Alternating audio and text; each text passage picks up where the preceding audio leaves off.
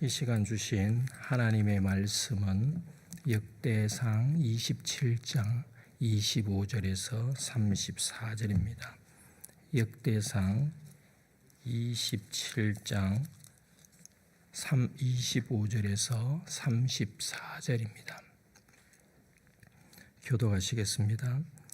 아디엘의 아들 아스마웻은 왕의 곡간을 맡았고 우시아의 아들 요나단은 밭과 성읍과 마을과 망대의 곡간을 맡았고 글룹의 아들 에스리는 밭 가는 농민을 거스렸고 라마 사람 시므이는 포도원을 맡았고 스밤 사람 삽디는 포도원에 솟은 포도주 곡간을 맡았고 게델 사람 바알 하나는 평야의 감람나무와 뽕나무를 맡았고 요아스는 기름 곡간을 맡았고 사론 사람 시드레는 사론에서 먹이는 솥대를 맡았고 아들레의 아들 사밧은 골짜기에 있는 솥대를 맡았고 이스마엘 사람 우빌은 낙타를 맡았고 메로노 사람 예드야는 나귀를 맡았고 하갈 사람 야시스는 양떼를 맡았으니 다윗 왕의 재산을 맡은 자들이 이러하였더라.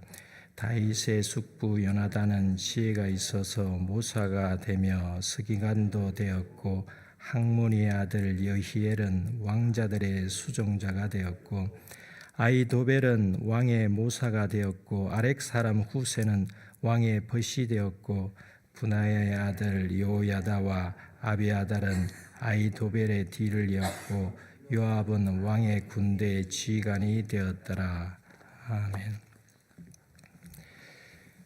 이스라엘의 왕정 시대를 비판적 시각에서 기록한 열왕기와는 달리 역대기는 포로 귀환 후 나라 재건과 회복을 위해 필요한 것이 무엇인지를 전하고 있습니다. 당시 백성들에게 필요한 것 중 하나는 신정적 왕정을 잘 구현해서 하나님의 복을 많이 누렸던 다윗 시대를 상고하는 일입니다. 역대기가 다윗과 관련된 역사를 많이 할애한 이유가 바로 이것입니다. 역대상의 3분의 2에 해당하는 분량이 다윗과 관련된 기사입니다.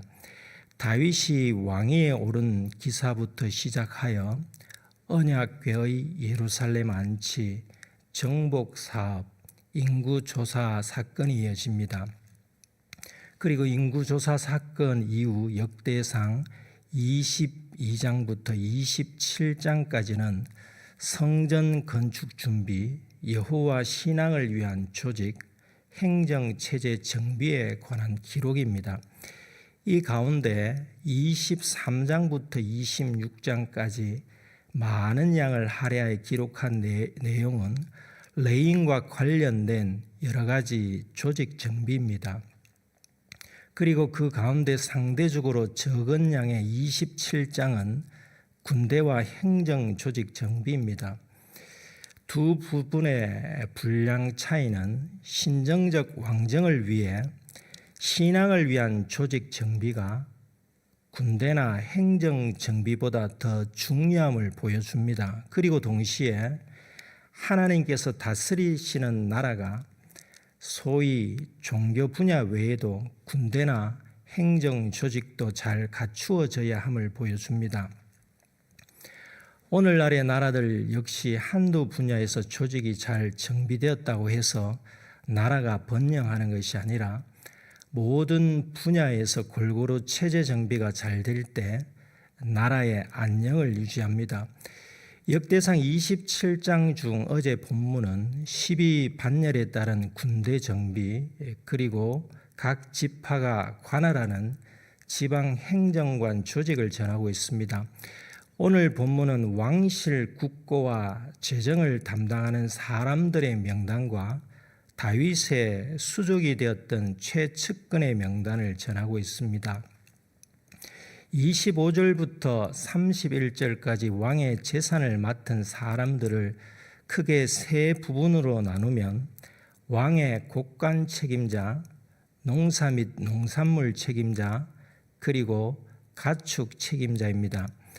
그런데 나라 운영을 위한 조직 정비 기사 끝에 왜 왕의 재산 관리자의 명단을 기록했겠습니까? 이는 다윗의 개인 재산의 규모를 알리기 위함이 주된 이유가 아니라 다윗이 자기 재산을 잘 관리함으로 백성의 납세 부담을 줄여 주었음을 알리고 있습니다. 다윗이 왕인데 힘들게 자기 재산의 소산물과 가축 생산에 힘을 쏟을 이유가 없었습니다.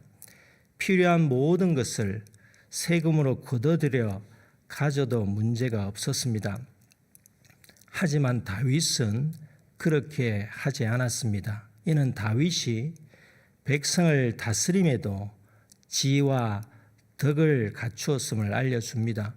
다윗은 하나님을 사랑하는 왕이자 백성을 사랑하는 왕이었습니다.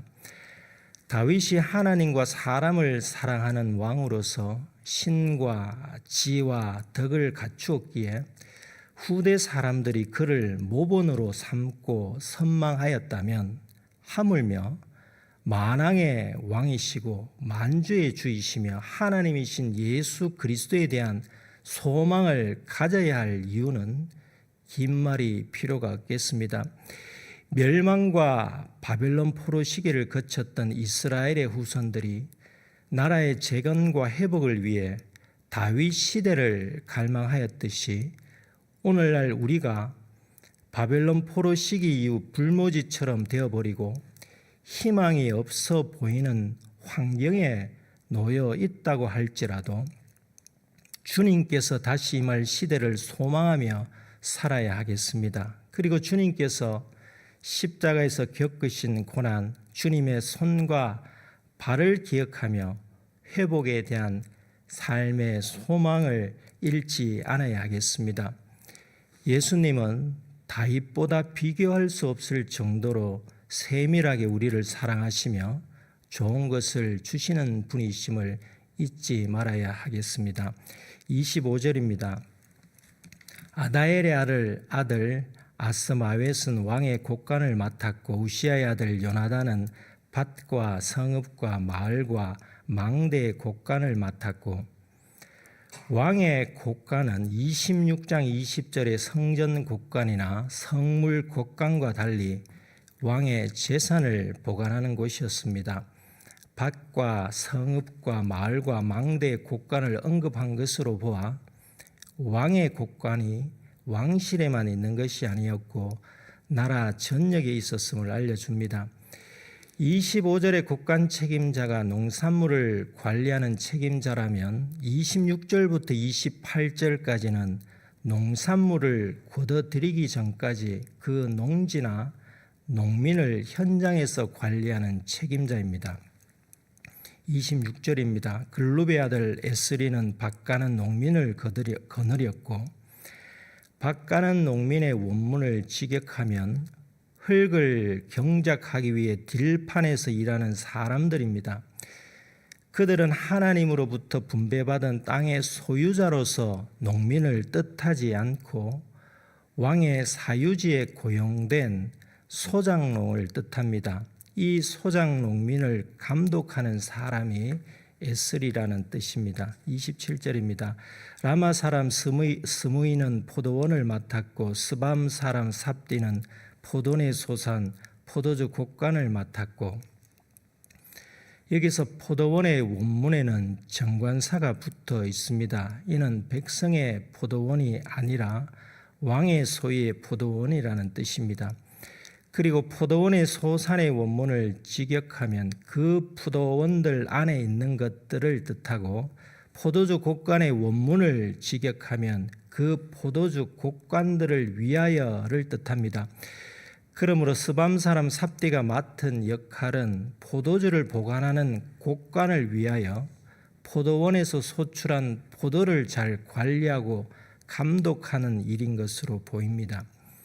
28절입니다. 게델 사람 바알하나는 평야의 감람나무와 뽕나무를 맡았고 요아스는 기름 곡간을 맡았고 감람나무는 올리브 나무입니다. 열매와 기름으로 많이 사용됩니다. 여기서 뽕나무는 우리나라 뽕나무와 같은 종은 아닙니다. 우리나라 뽕나무는 열매가 달고 맛있지만 이스라엘의 뽕나무 종은 열매가 달지 않습니다. 그 맛이 무화과 나무보다 못하다고 합니다. 그래서 뽕나무에서 나는 열매는 짜서 기름으로 활용하지만 나무의 질은 좋기에 건축 자재로 사용되었다고 합니다. 29절에서 31절입니다. 사론 사람 시드레는 사론에서 먹이는 솥대를 맡았고 아들레의 아들 사밧은 골짜기에 있는 솥대를 맡았고 이스마엘 사람 오빌은 낙타를 맡았고 메로노 사람 예드야는 나귀를 맡았고 하갈 사람 야시스는 양떼를 맡았으니 다윗 왕의 재산을 맡은 자들이 이러하였더라. 29절부터 31절까지는 왕의 소유의 가축을 관리하는 책임자의 명단을 전하고 있습니다. 솥대를 관리하기 위하여 방목지로서 사론과 같은 비옥한 초목지대가 있었고 골짜기처럼 평지가 아닌 곳도 있었음을 알 수 있습니다. 낙타를 이스마엘 사람에게 맡긴 것과 나귀를 메로노 사람에게 맡긴 것과 양떼를 하갈 사람에게 맡긴 것은 그들이 각각 광야와 구릉지대와 양떼 목초지 생활에 경험이 풍부한 사람으로서 각각 낙타와 나귀와 양을 잘 관리하는 전문가였음을 추론할 수 있습니다. 이스마엘 사람과 하갈 사람은 이름에서 알 수 있듯이 이방 출신 사람입니다. 그들이 왕의 재산의 관리자가 되었다는 것은 다윗은 이스라엘 사람만 등용하지 않고 능력과 경험이 풍부한 인재를 골고루 등용하였음을 알 수 있습니다. 마치 오늘날 교회가 남녀노소, 빈부, 기천을 가리지 않고 문이 열려 있고 누구나 신앙의 본이 된다면 봉사팀의 리더가 될 수 있음을 연상하게 합니다. 32절부터 34절까지는 다윗 왕의 수족과 같은 최측근 명단을 소개하고 있습니다. 32절입니다. 다윗의 숙부 요나단은 지혜가 있어서 모사가 되며 서기관도 되었고 학문의 아들 여히엘은 왕자들의 수정자가 되었고 다윗의 숙부 요나단은 모사이면서 서기관일 정도로 다윗에게 큰 영향을 끼친 인물로 보입니다.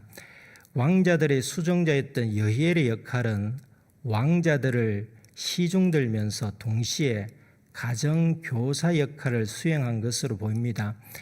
당시 왕자들의 교육을 맡은 사람은 큰 권세를 행사한 것으로 알려졌습니다.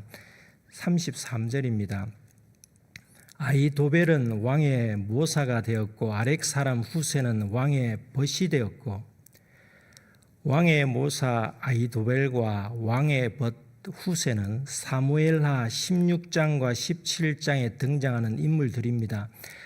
다윗의 아들 압살롬이 반역을 일으켰을 때 각각 압살롬과 다윗의 편에 섰던 인물들입니다. 하나님의 섭리로 압살롬에게 후세의 조언이 채택되고 아히도벨의 조언이 채택되지 못했습니다. 이로 인해 아히도벨은 미래의 결과를 예측하였는지 스스로 목숨을 끊고 말았습니다. 아히도벨의 뒤를 이어 모사가 된 사람이 누구인지를 34절이 알려줍니다. 분하야의 아들 여호야다와 아비아달은 아히도벨의 뒤를 이었고 요압은 왕의 군대 지휘관이 되었더라. 마지막으로 다윗의 최측근으로 언급된 사람이 요압입니다. 그는 다윗이 왕이 되기 전부터 다윗과 함께한 인물로서 다윗 왕국의 전성기에 큰 공헌을 했습니다. 다윗 왕을 도운 인물들이 이들 외에도 많았습니다. 많은 사람들이 다윗을 도왔습니다. 다윗이 혼자의 힘으로 왕국을 이끌지 않았습니다. 하나님께서는 적재적소에 적절한 인물들을 세워주셨기에 다윗이 신정적 왕정국가를 유지할 수 있었습니다. 오늘날 주님이 주인이신 교회도 마찬가지입니다. 주님을 위해 일하는 사람들이 함께 힘을 모아야 교회가 교회 다음을 유지할 수 있습니다. 왕의 채권이든 왕의 가축 관리자이든 또는 성전의 제사장이나 레인이든 아니면 성전의 문지기든 모든 사람이 제각각 역할이 있습니다. 오늘날 하나님으로부터 받은 은사가 다양하듯이 각자 받은 은사를 가지고 주님의 몸된 교회와 하나님의 나라를 섬길 때 교회와 그 나라가 든든히 서 갈 것입니다. 주님이 주인이신 교회에서 주님의 고난의 손과 발 위에 자신을 올려놓는 헌신이 있을 때 세상을 변화시키고 하나님 나라를 확장시키는 주님의 통로가 될 것입니다. 기도하시겠습니다. 하나님 아버지, 구원과 회복을 위해 과거 받았던 하나님의 은혜를 돌아보도록 인도해 주셔서 감사드립니다. 다윗이 혼자임으로 신정적 왕정 체제를 유지하며 나라를 이끌지 않았고 옆에서 돕는 많은 사람들이 있었음을 기억하여 오늘날 하나님 나라의 사람들이 왕이신 주님의 손과 발이 되게 하시옵소서. 고난당하신 주님의 손과 발 위에 자신의 삶을 올려놓아 주님의 몸된 교회를 섬기고 교회 밖의 사람들을 섬기게 하시옵소서. 그리하여 그 사람들을 주님께로 인도하는 통로가 되게 하시옵소서. 예수님의 이름으로 기도드립니다. 아멘.